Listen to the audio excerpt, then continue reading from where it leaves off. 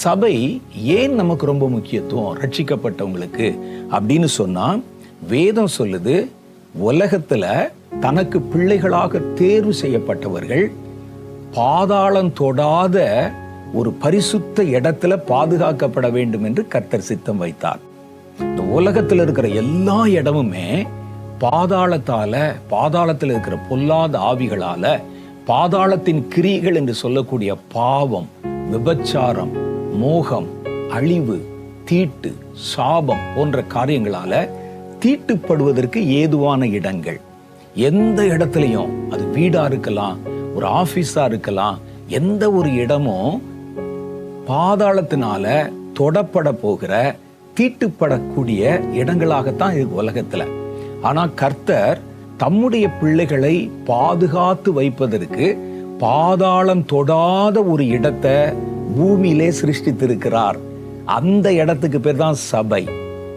அதுக்குள்ள நீங்க இருக்கும்போது பாதாளம் உங்களை தொடாது. மற்ற எங்க நீங்க இருந்தாலும் பாதாளம் உங்களை தொட்டு விடும். இந்த வசனத்தை நான் வாசிக்கிறேன், உங்களுக்கு ஆச்சரியமா இருக்கும். மத்தேயு சுவிசேஷம் 16வது அதிகாரம் 18வது வாக்கியம்.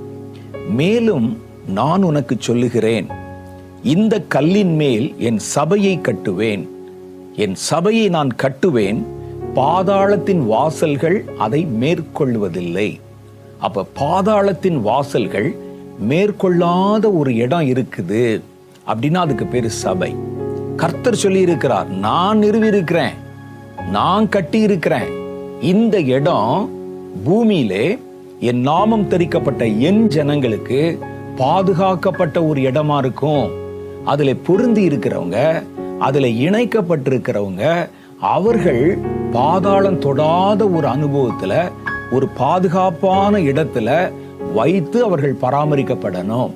பாதாளத்தின் வாசல்கள் அவைகளை மேற்கொள்வதில்லை. அப்படிப்பட்ட ஒரு இடத்தை நான் உலகத்துல சிருஷ்டிக்க போறேன். ஏன்னா உலகம் முழுவதும் பொல்லாங்கனுக்குள் கிடக்குது அப்படின்னு வேதம் சொல்லுது. பொல்லாங்கன்னா யாருன்னு உங்களுக்கு தெரியுமில்ல? பிசாசு, சாத்தான். சாத்தானுக்குள்ள கிடக்குது உலகம் முழுசும். நீங்க பார்க்கிற எந்த இடமும்.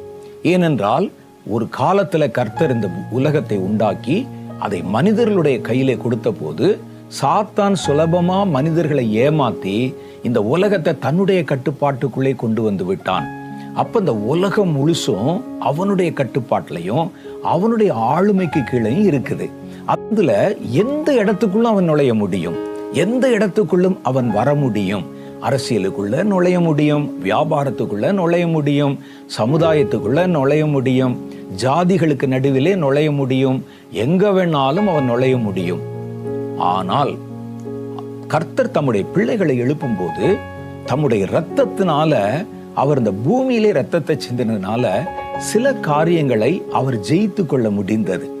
அந்த அதிகாரத்தை வச்சு இதே உலகத்துல, சுற்றிலும் தீப்பிடித்து கொண்டிருக்கிற உலகத்துல, சுற்றிலும் பாவம் சாபம் இருக்கிற உலகத்துல, பாதாளத்தின் கிரியைகள், பாதாளத்தின் ஆவிகள் நுழைய முடியாத, கிரியை செய்ய முடியாத ஒரு பாதுகாப்பான இடத்தை கர்த்தர் ஏற்படுத்த விரும்பினார்.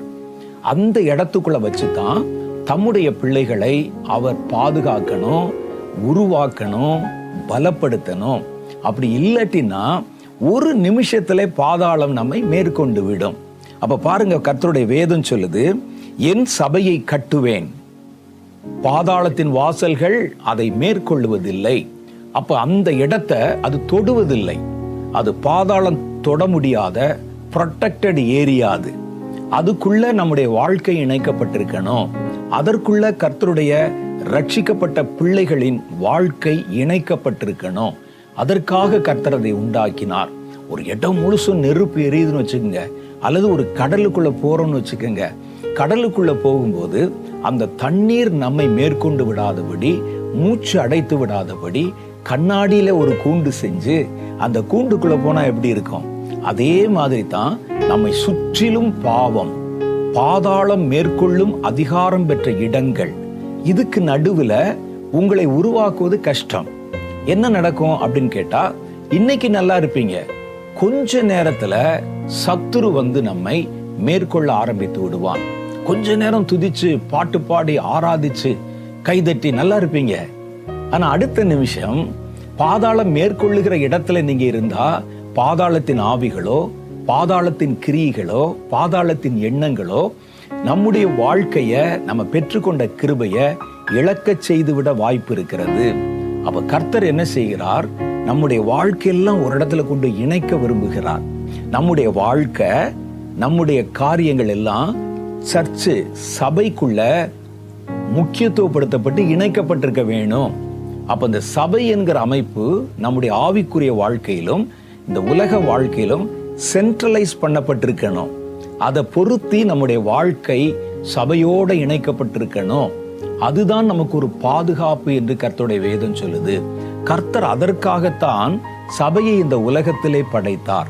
அவரே சொல்றார் பாருங்க, என் சபையை கட்டுவேன், பாதாளத்தின் வாசல்கள், பாதாளத்தின் ஆவிகள், பாதாளத்தினுடைய நிழல், பாதாளத்தின் சாபம், பாதாளத்தின் தீமை எது ஒன்றும் அதை மேற்கொள்வதில்லை என்றார். அப்படிப்பட்ட ஒரு இடம்தான் சபை.